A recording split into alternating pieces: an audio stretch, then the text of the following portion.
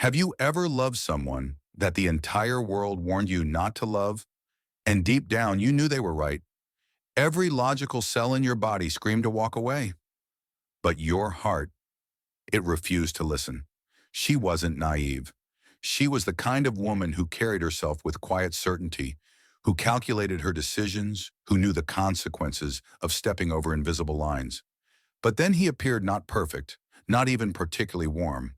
In fact, he often felt distant, almost unreachable. But there was something in his eyes. When he looked at her, it felt as though he could see the parts of her even she hadn't dared to look at. That kind of gaze doesn't come from the surface. It comes from somewhere primal, somewhere that stirs the soul. The problem, he was already married. She didn't pursue him. She wasn't reckless. But the feelings grew like a silent storm. Each attempt to distance herself only pulled her deeper. She hated herself for it. She begged the universe to erase him from her memory.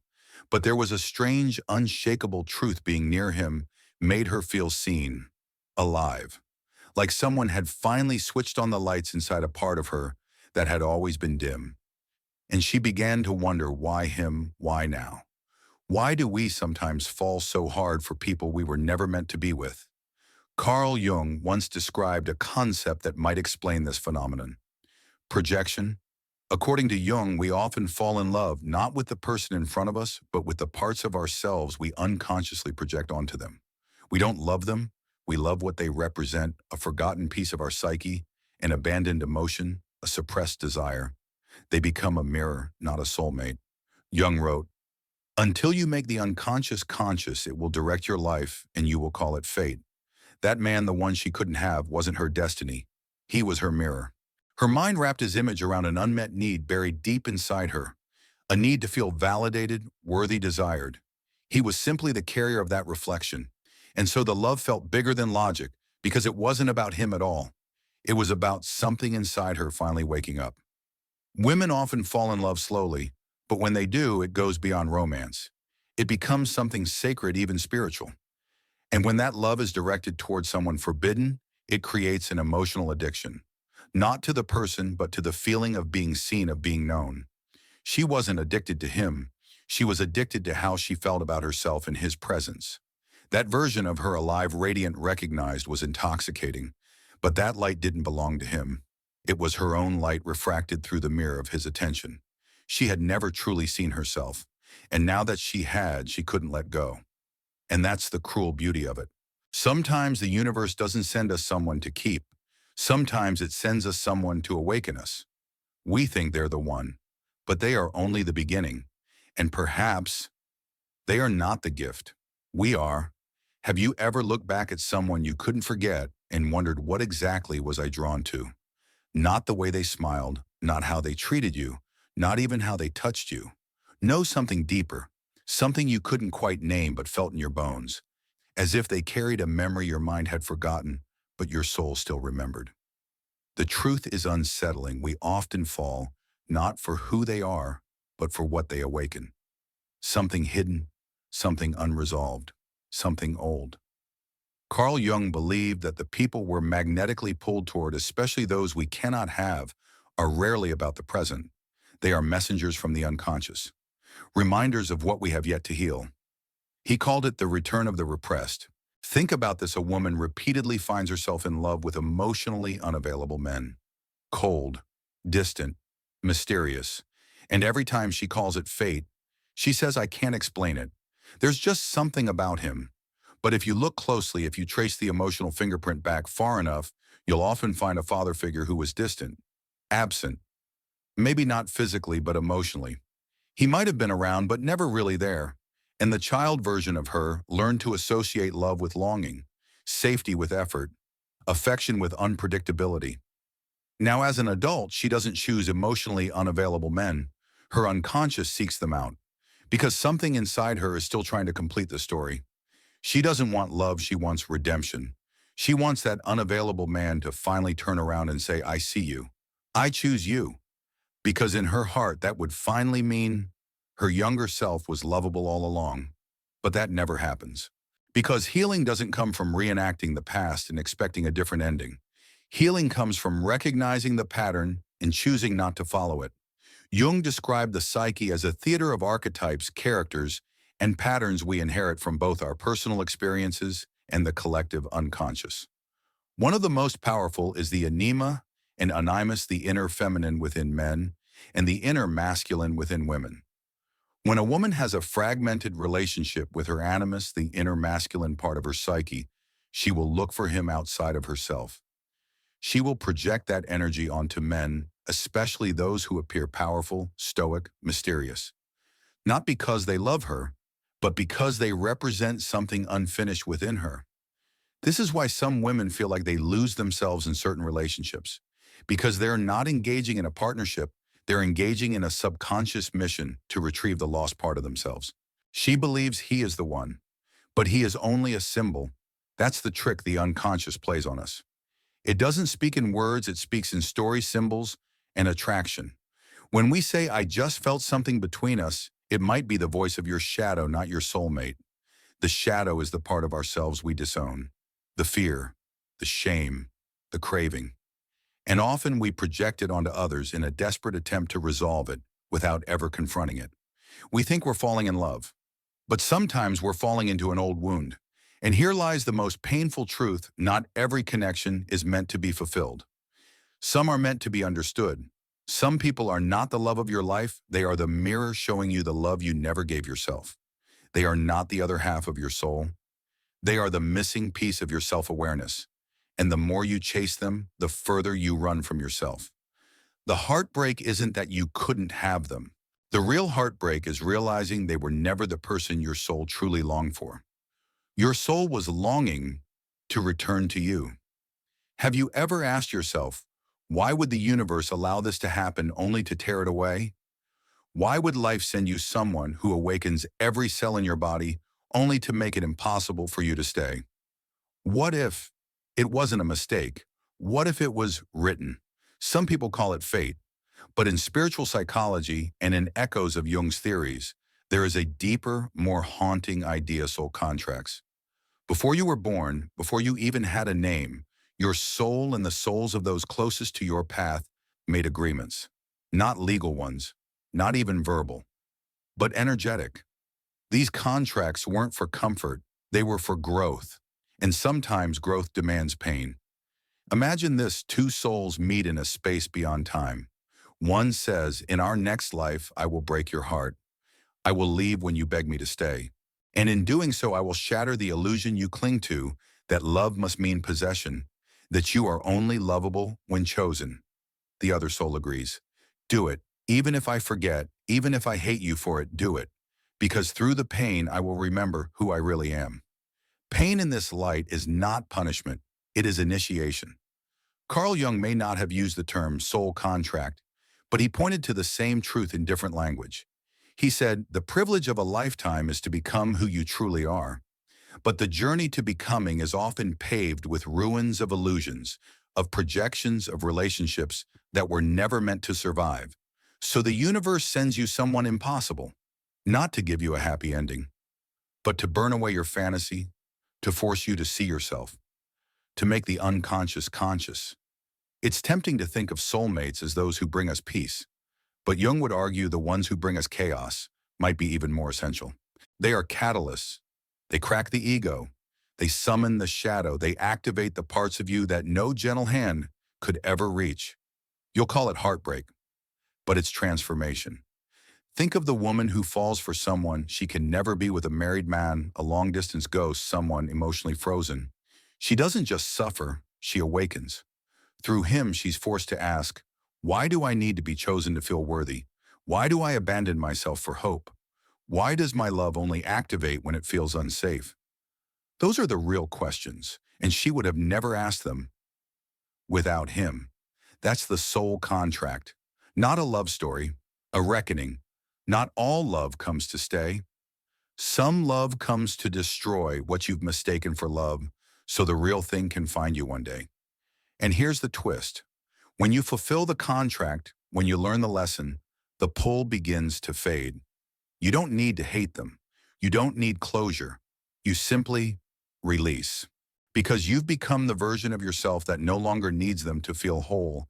And so they disappear not because they were never real, but because their mission is complete.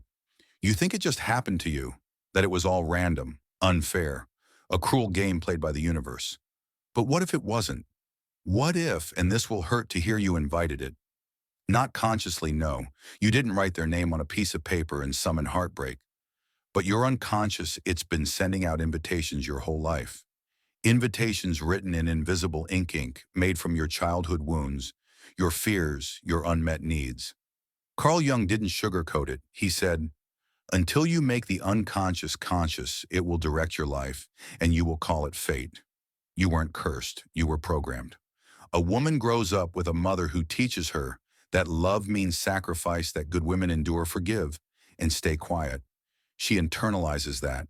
And years later, when she meets someone who makes her chase, ache, wait, shrink, something in her says, yes, this feels familiar. This feels like home. It's not love, it's conditioning. It's the familiar ache of never being quite enough. She thinks it's romantic that the pain makes it deeper, but really it just makes it recognizable. The drama isn't exciting, it's comforting, because it mirrors the emotional chaos she grew up in. That's the trap of the unconscious. It recreates the very dynamics that broke you, not to torture you, but to offer a second chance. But most people don't recognize the opportunity. They just repeat the pattern. They confuse suffering for devotion. They confuse longing for love. They think the harder it is, the more real it must be. But love isn't meant to feel like survival. And yet, that's exactly how many of us experience it. Because when you haven't healed your wounds, you fall in love through them. You choose with your scars. And so yes, the person who broke your heart may have been cruel, thoughtless, even emotionally unavailable. But they didn't walk into your life out of nowhere. Something in you called to them. Something in them matched a broken frequency in you. This doesn't mean it's your fault, it means it's your mirror. And once you see it, you can stop blaming the universe and start understanding yourself. You can stop asking, why did this happen to me? And start asking, why did I allow it? What wound in me saw them as love?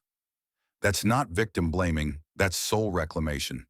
Because the moment you take radical responsibility for your patterns, everything changes. You stop chasing people, you stop bleeding for validation, you stop making excuses for pain and calling it passion. You no longer need someone to choose you because you finally choose yourself. And that is the deepest, most powerful twist of all. You weren't betrayed. You were shown. Shown where you still abandoned yourself, where you still believed love must be earned, not given. And once you see it clearly, the spell breaks. What once felt like destiny now feels like a decision. And you're free. You say it was love, that no one ever made you feel the way they did, that what you had was rare, cosmic, electric, unforgettable. But what if I told you it wasn't love? What if it was emotional addiction? Not addiction to a person, but to a feeling. The high, the craving, the drop, the ache. Because here's the brutal truth no one wants to admit. You can be addicted to the exact person who wounds you the most. And worse, your body might be addicted to the pain they cause. The human nervous system doesn't crave peace if it's never known peace. It craves familiarity, even if that familiarity is chaos. And if love was once mixed with abandonment, silence, punishment, or withholding, then your nervous system equates anxiety with affection. It confuses the chase with intimacy. It mistakes longing for connection. So when someone walks in and lights up all those broken wires, your body screams, this is it. But it's not love, it's recognition. Trauma, recognizing trauma. Scar tissue touching scar tissue. And the moment they pull away, disappear, go cold, become unavailable, you spiral. You panic. You obsess. That's not your heart breaking, that's withdrawal. The chemicals your brain releases in those moments, cortisol, dopamine, adrenaline, are identical to the ones released in addiction. This is why you keep checking your phone, rereading old messages, replaying memories like a drug you can't quit. You don't miss them. You miss how alive your pain made you feel. You miss the roller coaster, the intensity, the story. But real love isn't a story. It's not drama. It's not loud. It's not a storm you have to survive. It's quiet, solid, grounded, even boring sometimes. But for someone who equates chaos with care, That kind of peace feels like starvation. So they chase the high, the person who keeps them guessing, because being calm feels empty, especially for women taught to equate love with sacrifice. Women raised in environments where emotional attention had to be earned, not given. These women confuse suffering for depth. They think if I hurt this much, it must mean something real. But pain is not proof of love. It's often proof that you're reenacting something your younger self never had the power to complete. And the deeper tragedy, the more unavailable someone is, the more valuable you believe their attention is. So the rarer it is, the more addictive it becomes. That's not romance. That's reinforcement. Intermittent reinforcement, the same mechanism that makes slot machines so dangerously addictive. And so your love becomes a casino. You keep pulling the lever, hoping this time they'll stay, but they never do. And yet, you stay addicted to the hope, to the fantasy, to the version of them that only exists in your mind. Because maybe, just maybe, if you win them, you'll finally win yourself. But that's the lie. They were never the prize. You are. And when you finally break the addiction, when you stop chasing the high, you realize something gut-wrenching. You were never in love with them. You were in love with who you became trying to earn them. And now that you've seen the truth, you can stop trying to prove your worth and start learning how to receive love that doesn't hurt to hold. There's a wound inside many women so old, so quiet. They think it's simply their personality. It shows up in the way she overgives, in how she apologizes for taking up space, in how she bends herself to be liked but never truly loved. It shows up in who she chooses. She falls for men who can't hold her, men who can't meet her, men who offer just enough to keep her hoping, but never enough to feel whole. And every time it ends, she blames herself. Maybe I was too much. Maybe I expected too much. Maybe I loved him wrong. But it's not about him. It never was. This is deeper. This is the feminine wound, the generational ache passed down through mothers who never learned how to love themselves and thus could never fully love their daughters. Not because they didn't care, but because they too were raised to believe that a woman's worth is in her silence, her sacrifice, her ability to shrink and still smile. Carl Jung wrote about the power of the mother complex, how a woman's relationship with her mother imprints her experience of herself, her identity, her boundaries, and most of all, her sense of deservingness.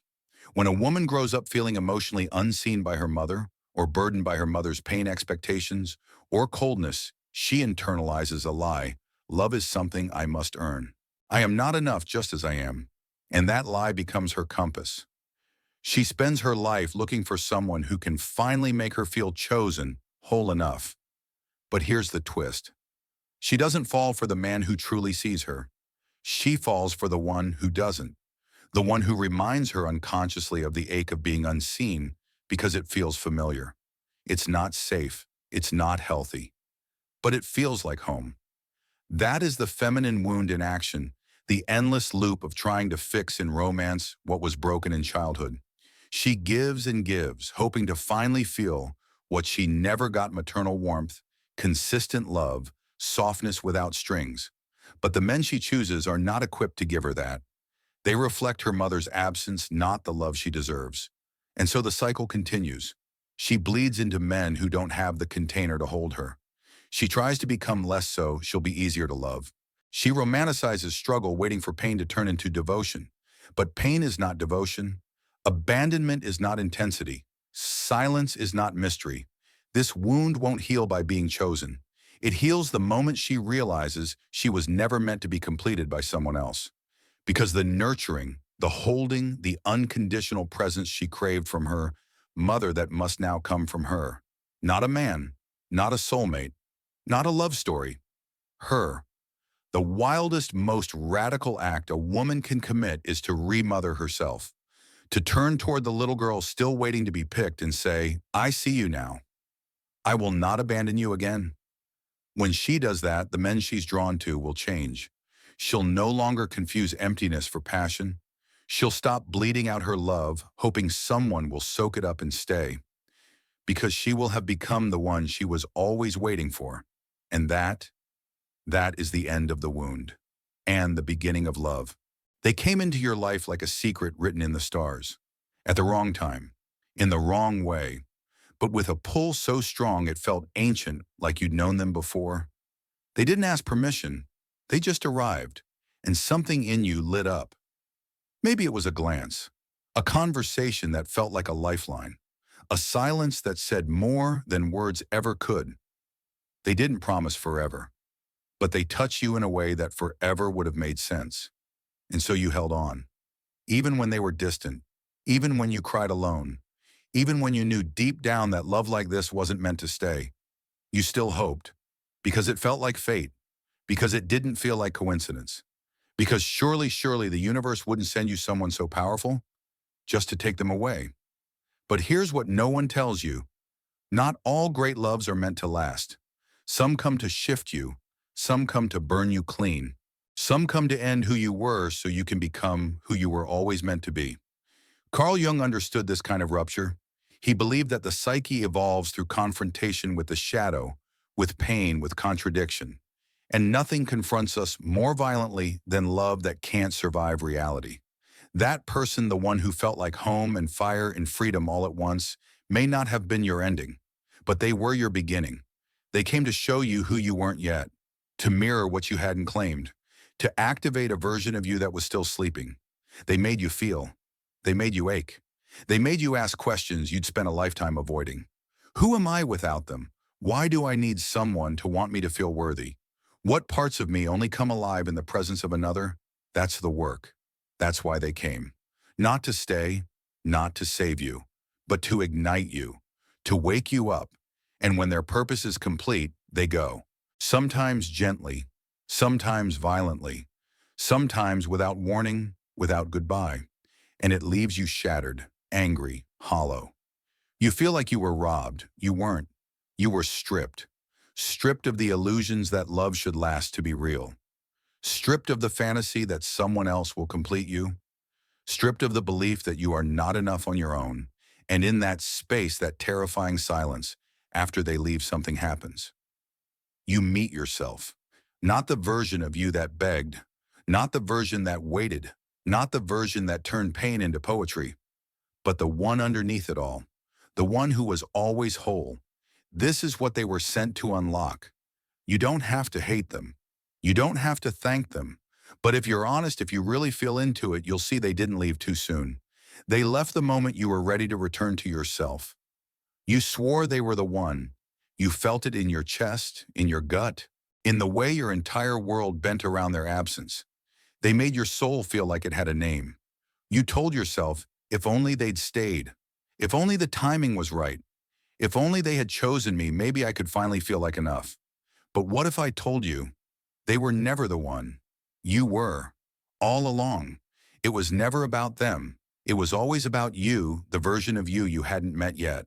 The version of you who didn't need to be chased, who didn't shrink herself to feel loved, who didn't confuse being needed with being seen. Carl Jung said, who looks outside dreams, who looks inside awakens. And that's exactly what impossible love does. It forces you inward, not out of inspiration, but devastation. Because sometimes we don't meet ourselves until we've been broken open by a love that was never meant to be fulfilled. You thought they were the spark, but they were the match. You were the fire. You projected so much onto them, your hopes, your longings, your unhealed stories. They became the container for everything you hadn't yet claimed in yourself. They felt magnetic not because of who they were, but because of who you became in their presence. Alive, emotional, raw, real. And yes, it was real. But it wasn't love. It was your own aliveness reflecting back at you through the mirror of another. That's why it hurts so much to lose them. Because in losing them, it felt like you lost yourself. But here's what no one tells you. You never needed them to be that version of you. They simply awakened it. And now it's your responsibility to keep her alive, even without the muse, the chaos, the ache. The highest twist in the story is this: they were never home. You are. You are the love story you've been trying to write through other people. You are the completion you've been begging someone else to bring you. You are not the side character waiting to be chosen. You are the author, the hero, the whole damn plot. It takes heartbreak to see it. Because when they leave, when no one is there to reflect your worth back to you, That's when you find out whether you believe in it on your own. And when you finally do, the addiction ends. The craving dies. The pedestal collapses. And in its place, a quiet, steady knowing. It was never about being chosen. It was about choosing yourself. And now you have. One day you wake up, and they're not the first thought in your head. The ache is quieter. The questions stop demanding answers. And you realize something strange, something almost unthinkable. You no longer need them, not because you've stopped caring, not because you've forgotten, but because you've remembered who you are. This is how healing sneaks in, not with fireworks, not with closure, but with stillness. The kind that comes when you no longer have to beg for the love you used to chase. Because when you stop needing someone to stay to feel valuable, that's when you finally understand love. Not fantasy, not obsession, not the longing you call destiny, but real love. And real love, real soul-deep, body-safe love, can only arrive after the version of you that needed rescuing has died. Carl Jung spoke of individuation, the process of becoming whole, integrating your shadow, and no longer needing the other to complete what you abandoned in yourself. That's what heartbreak is. It's individuation in motion. You lose them. You find you. And in finding you, something sacred shifts. You no longer crave validation like oxygen. You don't need someone to make you feel seen because you see yourself. You don't fall for ghosts because you're no longer haunted. You don't build homes in people's hearts who only ever plan to rent space in yours. Instead, you sit with your solitude like a friend. You walk into love from fullness, not from famine. And when the next person comes, if they come, you don't need them to save you. You just meet them, as you are. And maybe they'll stay, maybe they won't. But either way, you won't leave yourself. That's the point. The person who once wrecked you, you'll see them one day and feel nothing sharp, just gratitude. Not because they loved you right, but because they broke you in all the ways you needed to come home to yourself.